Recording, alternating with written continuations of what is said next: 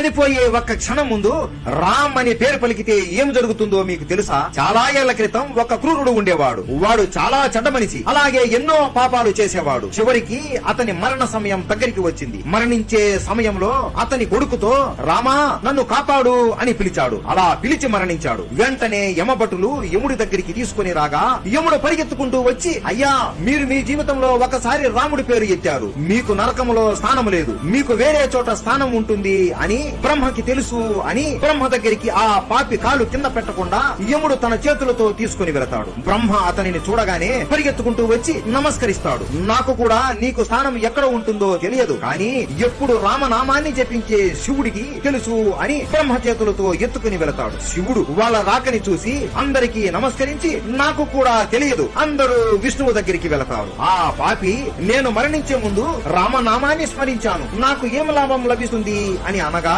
విష్ణువు నీలాంటి పాపికి కూడా ఒకసారి నీ జీవితంలో రామనామాన్ని జపించడం వలన త్రిమూర్తులని ఒకేసారి దర్శించుకున్నావు, అలాగే నీకు నా హృదయంలో చోటు ఉంటుంది అని చెబుతాడు. ఇది రామ్ అనే పదానికి ఉన్న శక్తి. అందరూ చెప్పండి జై శ్రీరామ్.